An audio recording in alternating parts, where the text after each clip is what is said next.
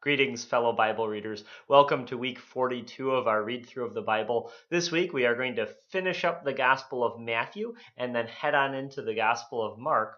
As we do so, we'll notice in Matthew's Gospel an intensification of Jesus' ministry, kind of the culmination of all of his work with his crucifixion, suffering, and death.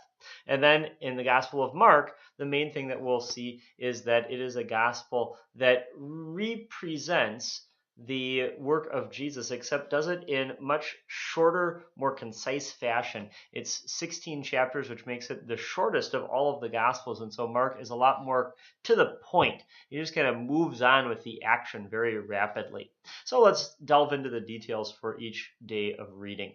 On day 1, we get to take a look at Matthew chapters 19 through 21, and on day 2, we get to add chapters 22 and 23. And the big thing you'll want to watch for here is you'll want to watch the intensification of the struggle between Jesus and the Pharisees.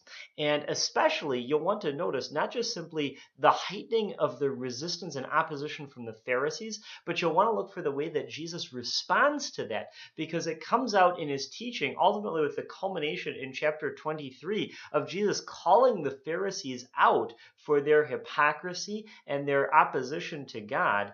And Jesus ultimately does this.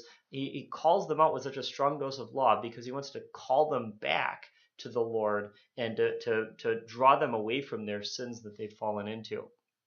Then on day 3, we get a little bit of an interlude from this tension between Jesus and the Pharisees that had started building at the end of last week and really gets intense in days 1 and 2 of this week, and later in the week we'll see the culmination of it with the death of Jesus. But on day 3, we get this interlude of chapters 24 and 25, where Jesus has an extended discussion with his disciples about the end of the world and what his second coming to this earth is going to be like. Interspersed in that conversation is also some comments about the destruction of the city of Jerusalem, because the death of Jesus was going to bring to an end really the Old Testament era of existence, and with it the temple in Jerusalem, where the worship according to the Old Testament patterns was carried out. And so shortly after Jesus' death, within a generation basically, that temple was going to be leveled and destroyed to prohibit people from even engaging in that Old Testament form of worship. And so Jesus talks about that on day 3 to some extent. So be aware of that, because sometimes you might be reading and you're like, this doesn't sound like it talks about Jesus' return at the end of the world. That's probably because it's talking about the destruction of Jerusalem and vice versa. Day 4, we get chapters 26 and 27, and this is the suffering and death of Jesus. One of the things that's really remarkable about this is that even though it's the fulfillment of God's entire plan of salvation, you'll notice again and again how Jesus issues warnings to people about what they're going to do. He warns Judas about his betrayal, calling him back from it to stop him from betraying him. He warns Peter and the disciples about their denials and abandonment of him to prevent that. He warns the high priest and the rest of the Sanhedrin about the fact that they're really putting to death the Son of God, who they're going to see in glory someday, to call them back from that. And yet these people proceed with their sinful actions. And it's because that's what the sinful nature wants to do. It wants to resist and oppose God. Then on day 5, we get to take a look at the last chapter of Matthew's Gospel, chapter 28, and the first chapter of Mark's Gospel. The big thing to pay attention to here, and really to note here, is that account of the resurrection, and especially the Roman soldiers involved in that account. Sometimes people can think, well, if only people today would see some kind of a miracle, if they'd see some real big sign that God exists, then they'd come to faith. Then Christianity would really triumph and have a lot of people come to it.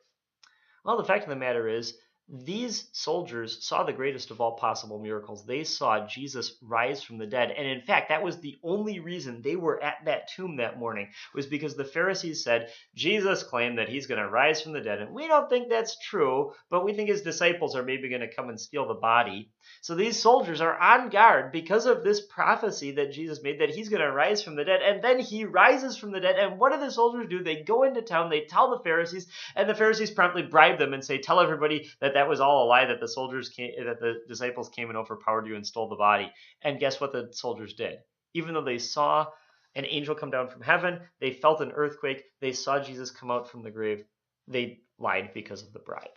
And it's a powerful reminder to us that faith is not based on sight. It's based on the words and promises of God. And that's what we have as Christians and can rely on and depend on, because that faith is founded on a word that is true. Then on day 6, we look at Mark chapters 2 through 4. And on day 7, we get chapters 5 and 6 to add to that. And you'll notice that these accounts are generally fairly short in the Gospel of Mark.